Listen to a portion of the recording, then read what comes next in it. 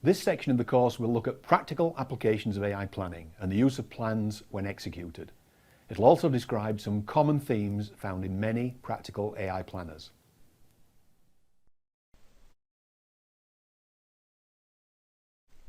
Plans only become useful when they're executed. Even the earliest AI planners were linked with plan execution capabilities, as shown by the use of the Strips planner alongside the PlanX plan executor over 40 years ago in the Shaky robot. Sakadotti's Noah planner was used to follow along while an apprentice engineer repaired a hydraulic pump, and the system maintained a model of the state of the pump to be able to suggest fixes when the apprentice ran into problems. Nonlin maintained the goal structure or rationale behind plan elements, and could use this as the basis for plan execution monitoring to spot significant divergences between the required outcomes and activity and their later uses to satisfy constraints in the plan. In some cases, alternative contributors to satisfy those required constraints could be found in the existing plan without changing it. In other cases, problems could be spotted well in advance and suitable changes made before the problem became critical. SRI International's work on SIPE and PRS, the procedural reasoning system, used rich representations of plans and processes to support execution and recovery from errors. Work at the University of Essex in the UK created a reactive planner which maintained a representation of the flaws in a plan, whether those arose at plan time or during execution. It could apply fixes to these flaws in a uniform manner to provide an integrated planning, execution and monitoring framework. Work in Chicago on RAP explored a reactive agent architecture for representing plans that were suitable for real-time plan execution monitoring in robots, for example. Our own O-plan system included algorithms for plan repair and replanning in both high tempo and less time-constrained situations when execution monitoring indicated problems. What's not at all surprising is that many of the AI planners which were created to address practical applications also include techniques to support execution and monitoring of the outcome of plan execution. We'll now look in some depth at a good example of how AI planning and plan execution techniques were used in practice. We'll see the importance of integrating planning into other key systems for real-time task assignment, system diagnosis, condition monitoring and execution time plan repair. Deep Space One launched from Cape Canaveral in 1998 and tested 12 advanced high-risk technologies in space, including ion thrusters and advanced onboard automation. In a successful extended mission, it operated through to 2001 and encountered Comet Borrelly. Deep Space One included a remote agent experiment, RAX, to demonstrate both ground-based and onboard AI and remote plan execution. The spacecraft control application domain posed some tough requirements. High reliability was essential, and issues could arise from single-point system failures or from more complex multiple-cause problems. Deep Space One operated under tight resource constraints for fuel and power, and frequently there would be multiple goals which could not all be satisfied at the same time. Of course, given the nature of a very high-speed flyby of a target comet, deadlines were fixed and very tight. There's no second chance to return if essential observations and scientific goals are not achieved due to some precondition not being satisfied or some systems not being fully prepared at the critical time.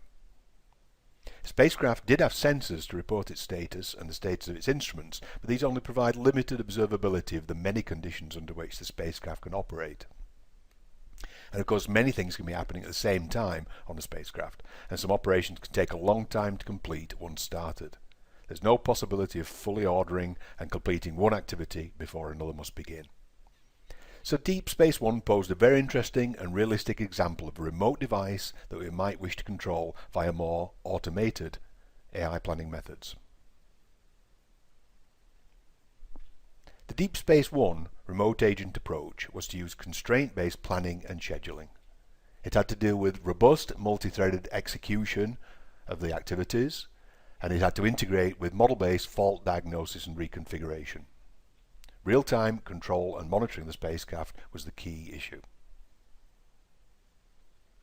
Deep Space One could operate at various levels of autonomy. It could execute single commands or sequences of activities which had to be executed at some particular times. It could seek to achieve some given goal. It could maintain a model of the state of the spacecraft and detect errors from incoming sensor information. It could deal with a scripted plan and decompose that into greater levels of detail. And it could deal with onboard back-to-back plan generation, execution and plan recovery in its most autonomous mode. This table provides a summary of the levels of autonomy on board Deep Space One and shows what elements can be done on the ground, on the onboard planner and scheduler, and on the onboard execution system. So this goes right through to the most autonomous modes where plans can be prepared on the ground, they can be completed on board the spacecraft, taking into account the situation the spacecraft's in, and can be autonomously executed. So Deep Space One systems cover everything from the ground control through what's happening on the spacecraft itself. It involves planning, execution, and monitoring of the outcome of plans.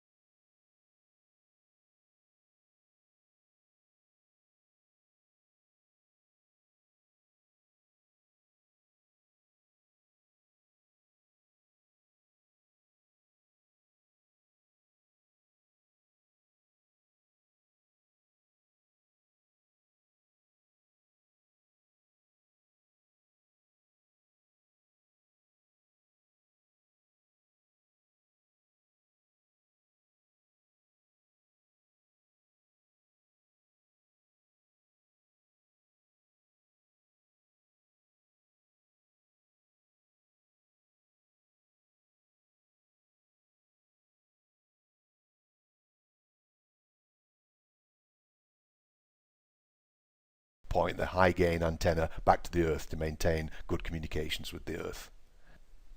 And it could deal with the diversity of constraints. State action constraints such as to take a picture the camera must be on, dealing with finite resources such as power constraints, dealing with true parallelism where, for instance, the attitude control system must work in parallel with the ion propulsion system controller. Functional dependencies. Example is the duration of a turn depends on its source and its destination. Continuously varying parameters, such as counting the amount of accumulated thrust, and deal with constraints that come from other kinds of specialized modules, such as the onboard navigation system.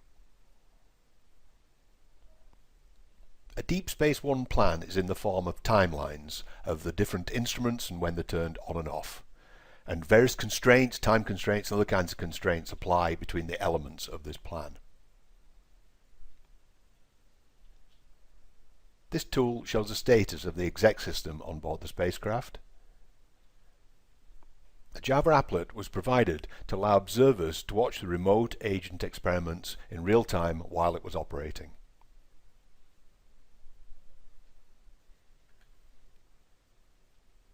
The actual flight experiment for Deep Space One remote agent experiment took place between 17th and the 21st of May 1999.